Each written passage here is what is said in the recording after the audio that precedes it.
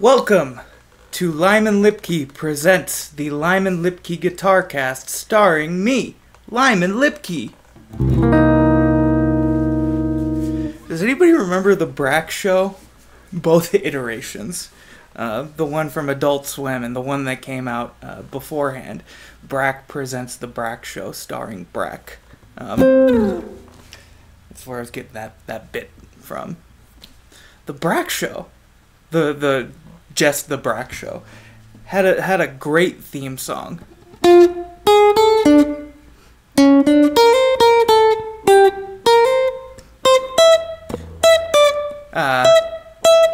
then the bass did this little cool thing. And then that melody repeats, but the guitar comes in, and it's like something like a...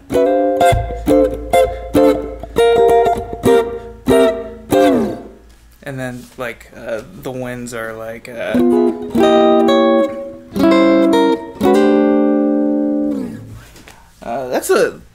a throwback. The Brak show was one of my favorite things on Adult Swim, when Adult Swim first started happening. And I recently found out the voice of Brak, Adult Swim and Cartoon Network screwed over those folks so bad. The guy who played the voice of Brak, he's like an Amazon delivery driver now, which is, I mean, like, in my opinion, he should have been paid handsomely and set for life. But look into the Adult Swim stories. There's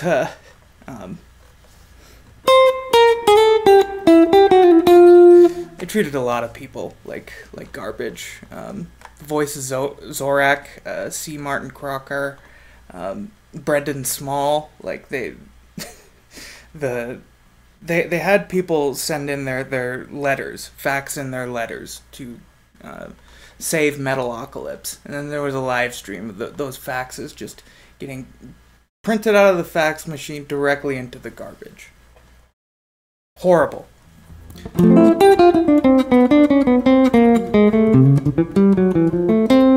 Anyway, how y'all doing? Thanks for listening to my podcast. I've got the 7-string again. The nameless 7-string. I've told the story all sorts of times, like on social media, but I don't know if I've told it here. Within 15 minutes of owning this guitar, I broke the truss rod. Just snap, and it busted. Because I think there were like 9s on here, and I wanted to put my preferred strings, which are 14s. I don't know if you've ever tried to put 14s on a guitar that just had 9s on it. The neck looks like an actual bow.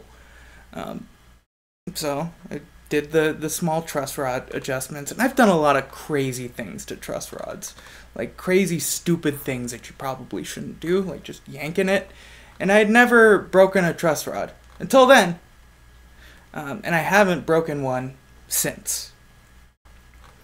So this guitar kind of sat on the shelf for a while. I really tried to make it work. I tried all sorts of stuff, like I tried bending the neck with heat and weight. None of it was working, so I just decided, let's change the truss rod, which meant I had to take the fingerboard off, which I just used a clothes iron and a kitchen knife. Just scraped the fingerboard off, and then it was an easy like surgery from there. I just took the truss rod out and put a new one in. The hard part was putting it back together, and the fact that I had warped the fingerboard. That didn't stop me from just slapping it on, gluing it, and hoping for the best, and it was okay, but the frets were not good anymore because I had warped the fingerboard. And at that point, I had never done a refret before, so I decided, let's get refret tools. So I pulled all these frets, sanded the board down with a radius block, so it was a little bit more flat, and then put new frets in.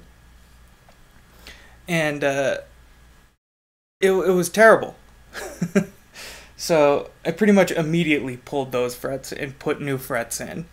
And I got the guitar somewhat playable. However, there were some dead spots, like in this area of the guitar, where I suspect I did not get enough glue into the fret hole. And so the fret just wasn't making good contact with the wood. And so it was sucking up all the energy of the string vibrating. So I had to do a third refret. And upon the third refret, this fingerboard had like this ornate inlay pattern that you'd see on some Schecter guitars. I wasn't that big of a fan of it. Like, it was too loud for me. And when I'm teaching, like, it didn't have the dots, so it confused a lot of my students. So I Sharpied over the fingerboard before I put the frets in. And then I just painted it over with super glue, and now I got a black fingerboard. Looks alright on camera. Let me tell you, it looks like garbage in person. And these dot markers, these little triangle dot markers, are just stickers, like full Mojo Electronics stickers that I cut into diamonds and put onto the corresponding spots. See, there's no 9th fret dot because it fell off, and the 12th fret dot, his dots have gotten quite dirty. Sorry to audio-only listeners. Anywho, this guitar has been through the ringer with me, but at this point, it's playing real nice.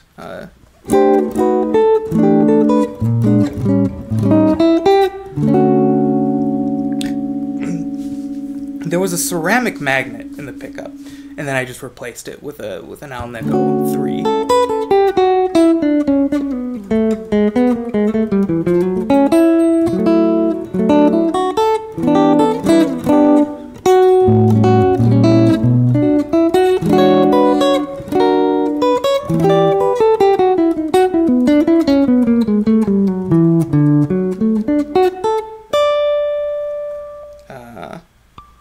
There we go. I'm very happy with this guitar. It could use like some finish touch up and probably some touch up on the fret edges, especially on the higher frets. But for now, it works, and I haven't cut myself on it, so I'm happy. I've been thinking a lot about line construction as of late, like making lines, because that video that I dropped on lines, on how, like, a little bit on how I think of lines, like, that's gotten me thinking, like, even deeper about how I can explain the anatomy of a line.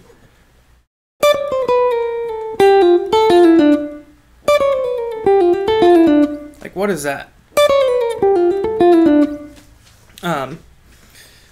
And a lot of my thinking just comes down to melodic cells. Like, what is a small word? I say word, but I mean just a small fragment, musical fragment. It's like a word that we string together to make a sentence.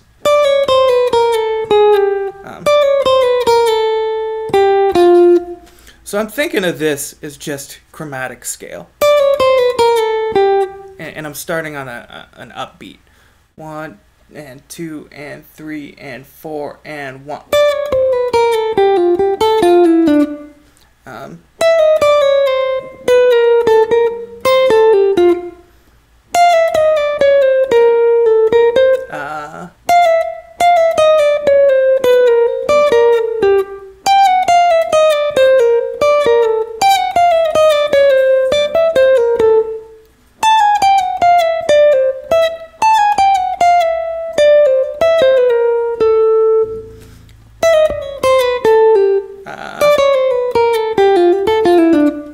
So a chromatic scale going down,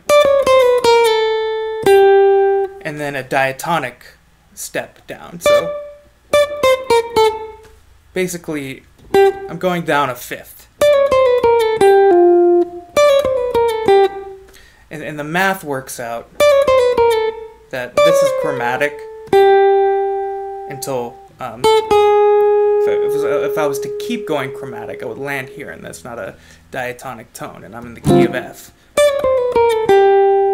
And then I go down another diatonic tone and play this little phrase.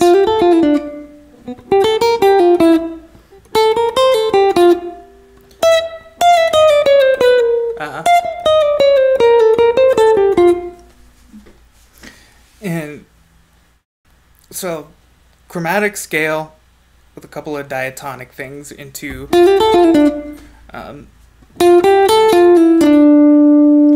there's probably a couple ways to categorize this sort of melodic cell. 3, 4, 5, 3, 2, 1. We can think of it as a digital pattern.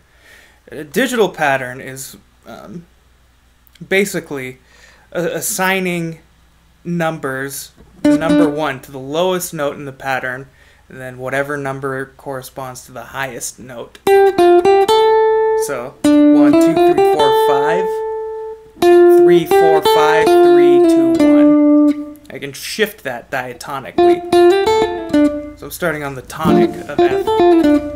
If I start on the 2, 3, 4, 5, 3, 2, 1. But really, it's 2, 4, 3, 4, 2, 1, 7 in the key of F. But I'm shifting everything diatonically.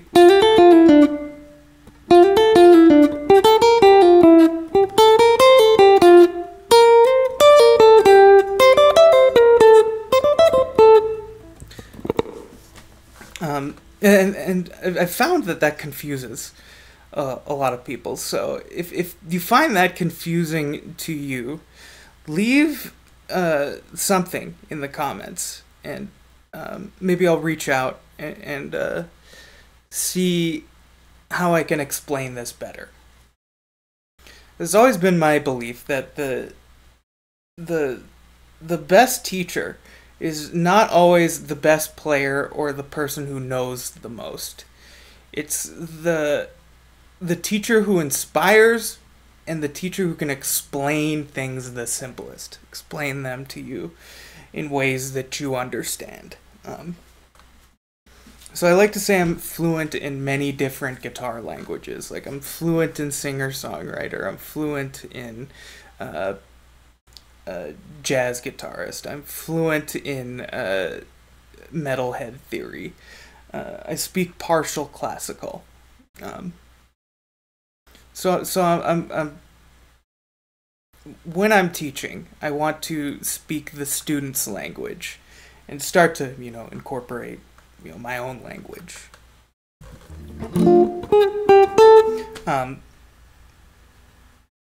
And that usually gives me some sort of guide on how I can explain things. Like the novice guitarist who's getting into jazz doesn't know that this chord is built. Let me move my microphone a little bit. I filmed a video yesterday and I noticed the microphone was right in the shot, covering my hand a little bit. So the new jazz guitarist who doesn't know any of the theory doesn't know that this chord is built is spelled D-F-A-C, and that is D minor 7.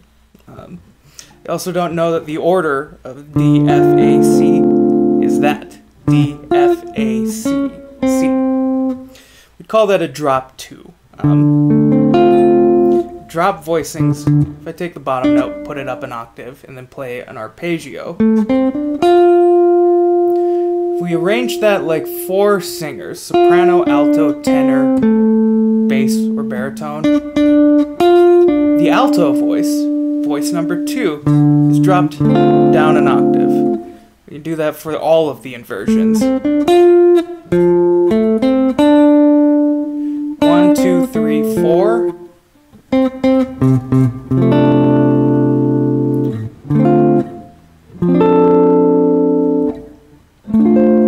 So, quick little inversion spiel. So the new guitarist is getting into jazz. Like, they're not gonna know that stuff. I just so a lot of times I'll just say 5, 7, 5, 6 on what I call the middle 4 strings, which is the A, D, G, B set. And while I'm slowly, working with them to build up their theoretical knowledge, when going through the inversions, I'll say, let's not go with this one, because this one always stumps the new student. That's a 8, 10, 7, 10. Stumps a lot of intermediate guitar players as well. Let's go for this one. 3, 3, 4, 5. 3. That's not even close. 3, 3, 2, 3. Also D minor 7, because it contains a D, an F, an A, and a C. D, F, A, C. D, F, A, C. But when starting with the fret numbers, it's like, okay, got this note. It's a D. Our D in this chord is right here. Our F is right here, and our F is right here. D, F, D, F. A, C, C. D, F, A, C, D, F, A, C. D, F, A, C. D, F, A, C.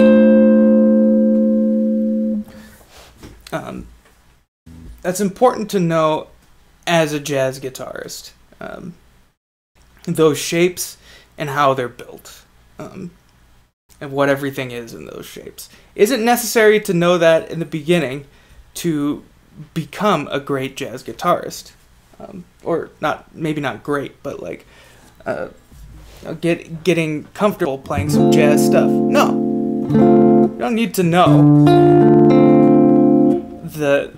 this is the 2 chord in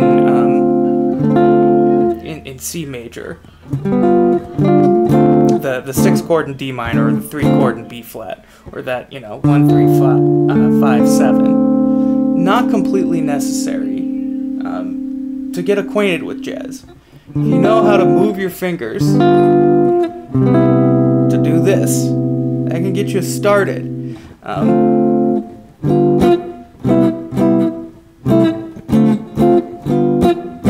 There's your 2-5-1.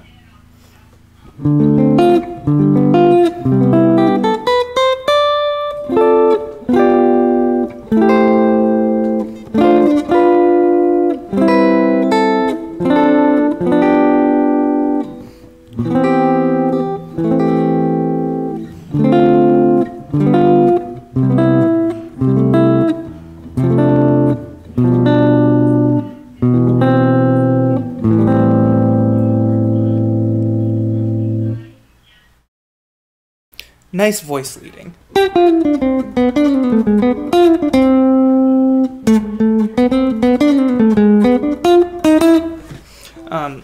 And I can teach you that with just the shapes.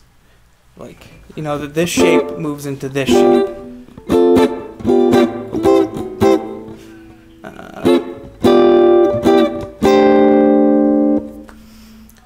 It's a lot easier, or maybe not easier, but it's more fun to have something to do with your hands that sounds like music than it is to, just sit down with their guitars off to the side, talking about the spelling of letters.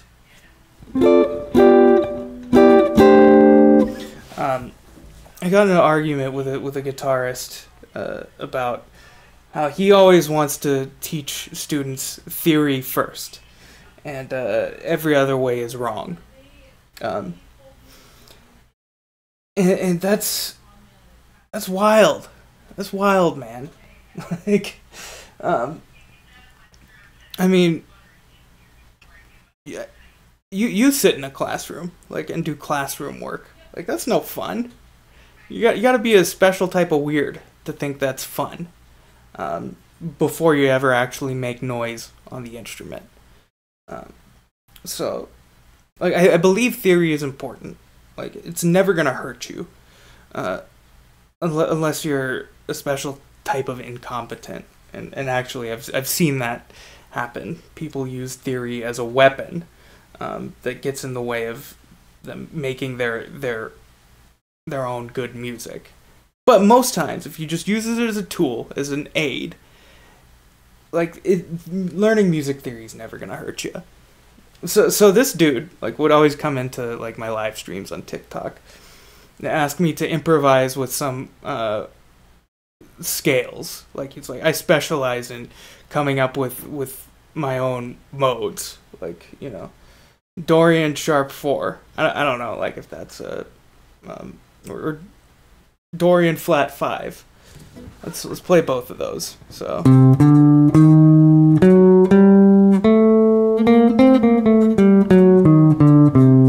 That's Dorian sharp 4. Dorian flat 5.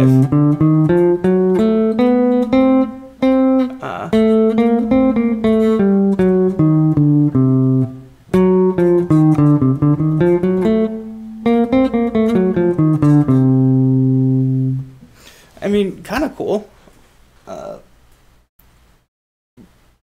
But, like, so he's talking all this theory stuff, and he sends me a video of him playing, and it's just, like, his time feel is whack. Like, there's no sense of rhythmic anything. And it's mostly just going up and down those modes that he's discovered or come up with. Like, there's more to music than just the notes. Like,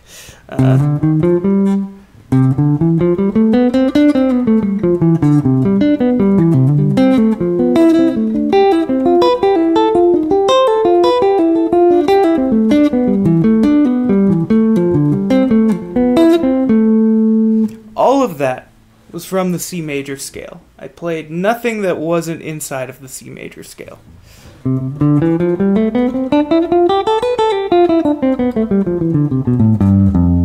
I pretty much just played 2 positions, the 4th position and the 5th position.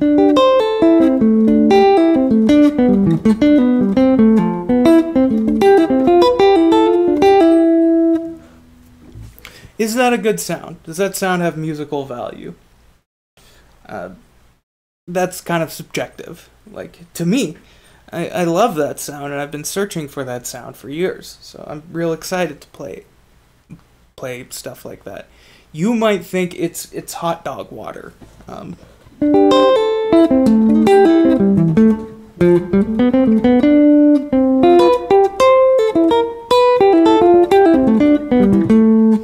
But you should be able to come up with and like sort of build your own concept around things like that in the major scale. It's a lot of descending triads.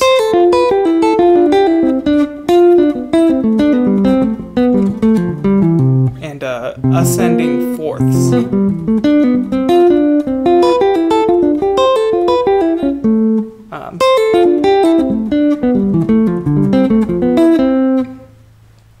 Like, a lot more than half steps and whole steps exist in the major scale. Like, even just going up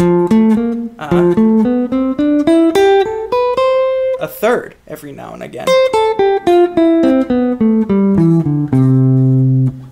Like, that's a new sound.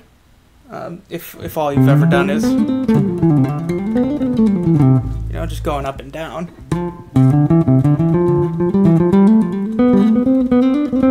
But even going up and down, up in sequences like that.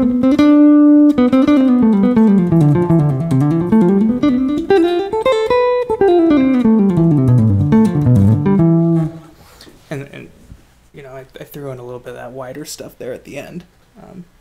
That's all in the major scale. Like there is always more major scale work to be done. And I'm probably going to say that every other podcast. Like, have you done your major scale work this week? Can you play it in all of the positions of your system? Can you play it in all 12 keys? So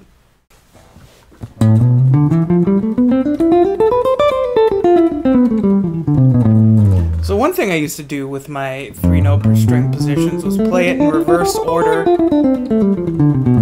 on the circle of fifths, starting on C. So that was the notes in C major. Starting on whatever the letter F in that key happened to be. So next would be F major. So I'm in the key of F, starting on F. Then I'd be in B flat major, starting on F. Then I'd be in the key of E flat major, starting on F. I'd be in the key of D flat major, starting on F. I'd be in the key of G flat major. Would I? No, A flat, now D flat.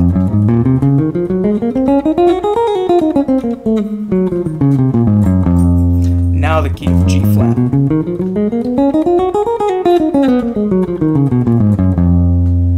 And then I could play the key of C flat, but I don't want to do that. So I just move, what would be the next key? B. Letter F in the key of B is F sharp. So I play the key of B starting on F sharp. And then the key of E starting on F sharp. And the key of A starting on F sharp.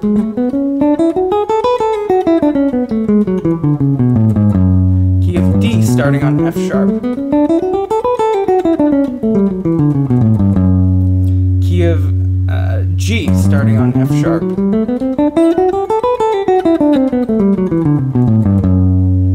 Then I could move to the next letter. Key of C starting on G. That's not a bad exercise. Like, I could not do it. All 12 keys, like, going all the way up to the 12th fret without making a mistake. If you can do that, then I will say you know your major scales. Like, you're good. Like, you're good on your positioning. And is that really necessary? It's helpful, but, like, I don't think it's a good goal to be able to do that. Like, all of all 12 keys starting from each letter, all the way up from the 1st fret to the 12th fret. That's not necessarily a good goal. It's not a musical goal. And really the goal for that exercise is just learning the positions, getting comfortable with the positions, so you can start incorporating these ideas, like the thirds, the enclosures, the 7th chords, Barry Harris's chromatic scale,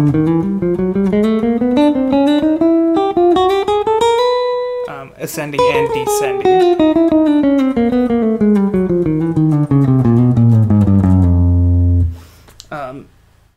Triads. Switchback triads.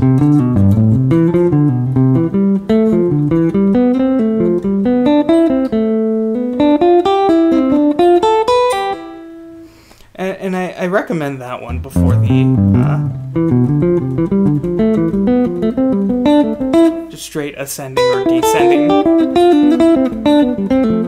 because this can turn into a finger twister real quick. You gotta sort of figure out how you're gonna finger a lot of these when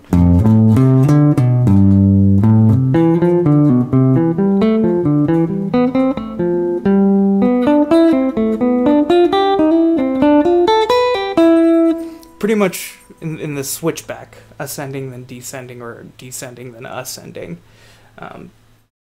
Our fingers pretty much stay where they're supposed to be in the position. There's no weird fingerings that we have to invent.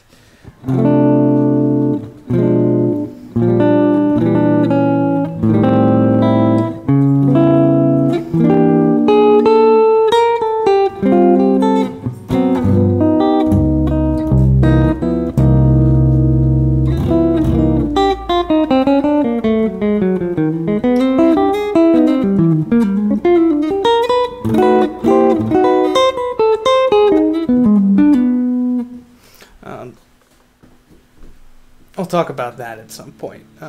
Maybe not this episode, but George Garzon's triadic chromatic approach.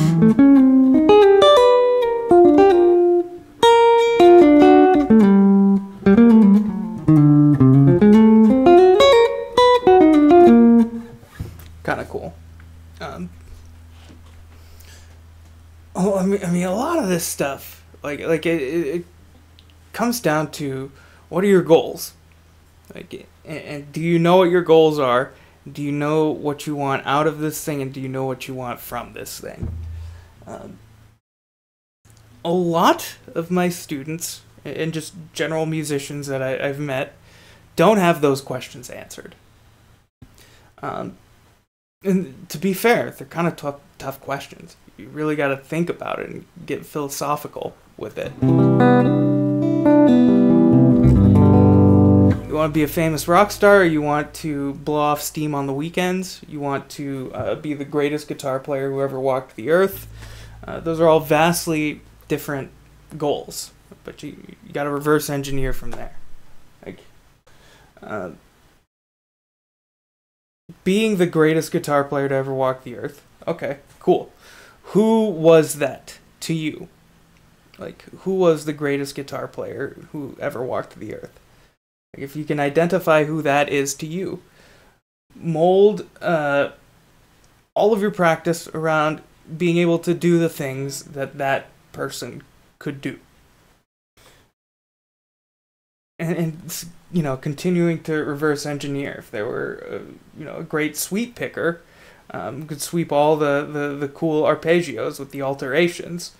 You've got to learn all the cool arpeggios with the alterations, and it's much easier to just learn non-altered arpeggios first, then learn how to sweep those, and then learn the alterations. And we've gotten way off track on this scenario that I have invented in my head. Maybe you just want to play a C chord, and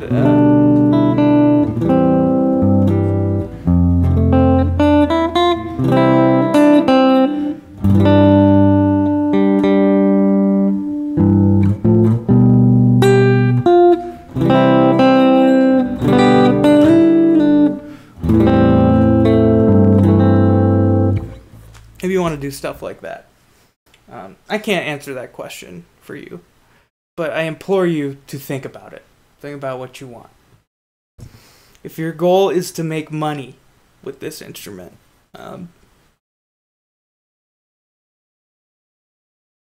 find a new hobby. It's incredibly difficult to make a living from music. And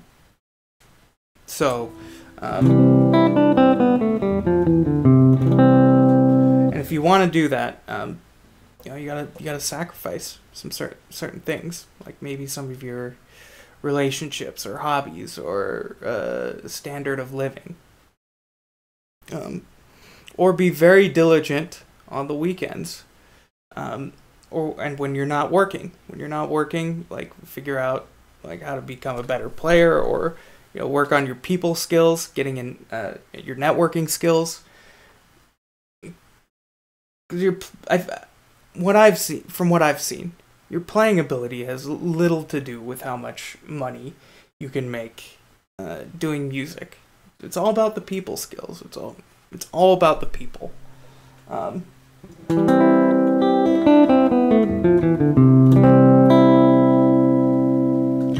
And I love when people come in my comments and try to debate me on that. Like, I don't have good people skills. Well, first off, you left a comment like that. You not having people skills, self-evident. And usually, like, if I look at their music careers, like, there's not a whole lot going on. If you want to be a jerk, you better be damn good at your instrument. You better be really, really good. Or have something really good to offer. Because there's a line, it's like a Mendoza line. Amount of pain in ass somebody is willing to deal with, and skill level. So, like, if your skill level is above that line, the amount of pain in ass that you cause, probably gonna be, like, you're gonna have more opportunities. But if you're a big pain in the ass and you don't have a lot to offer and you're below that line, good luck. Speaking from experience here.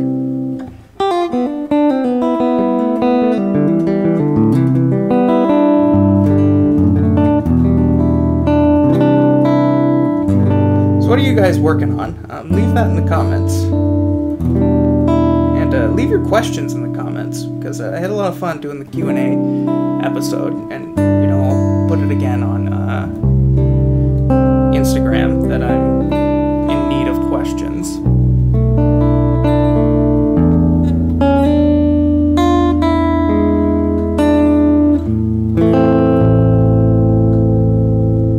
I love having that low A string. I think this is something I've talked about before, but we'll, you know, give a reminder to the new, to everybody listening, and, you know, break it down for the new listeners. The standard tuning for a 7-string jazz guitar is drop A. It's been that way since George Van Epps in the 1930s. I had no interest in 7-string guitar when I thought it was tuned in what they'd call B standard. There's a whole bunch of new chord voicings I'd have to learn. I wasn't having it. However, on the 7-string tuned to a low A, any chord with our root on the A string, we can just move that to the low A string.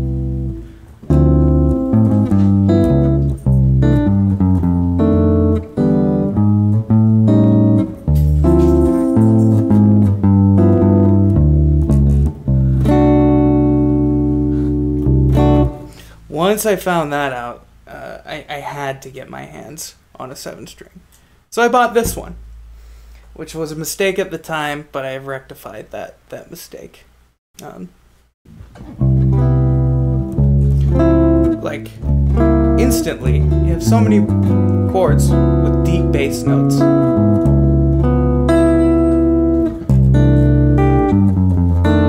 It's the ultimate accompanying guitar. Like, you could do a gig with a singer and cover everything. Cover the bass, cover the harmony, cover the rhythmic aspects, and less mouths to feed. Let's play, let's comp a tune,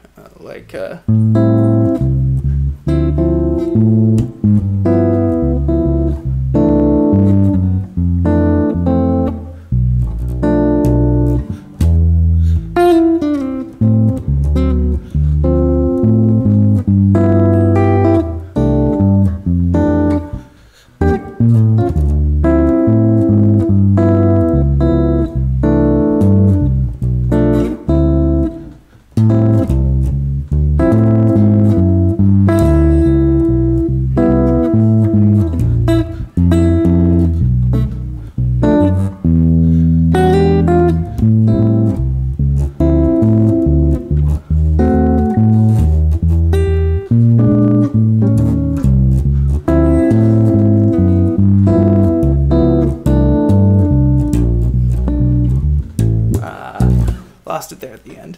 Fly Me to the Moon. Accompanying Fly Me to the Moon. With a 2 feel,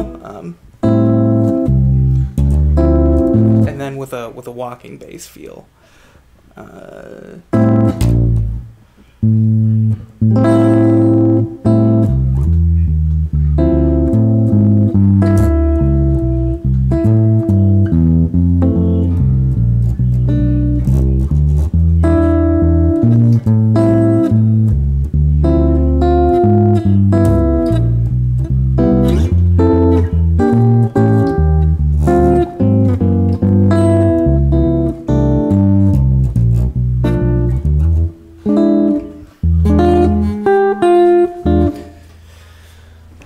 I have a tough time with that minor 2/5.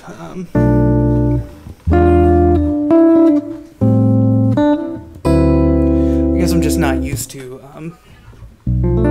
playing it like that. So, putting the E in the bass. Like if I'm to play this minor 2/5 on a regular 6-string, that's how I'm playing it. Putting the 7 in the bass on the E7 chord. That doesn't sound so good. Maybe if I did some.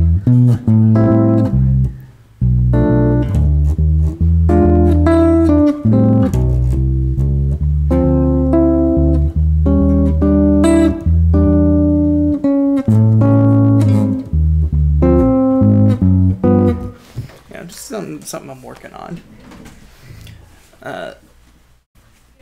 I think I'm going to call the episode here because I've got a lesson to teach here pretty soon.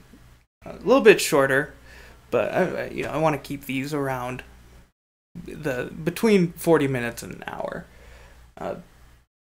Thank you for listening. If you made it to the end, special treat for you. If you want to book a lesson via my booking website, you can get a half-hour lesson 50% off, so it's $25 by using the promo code INTRO.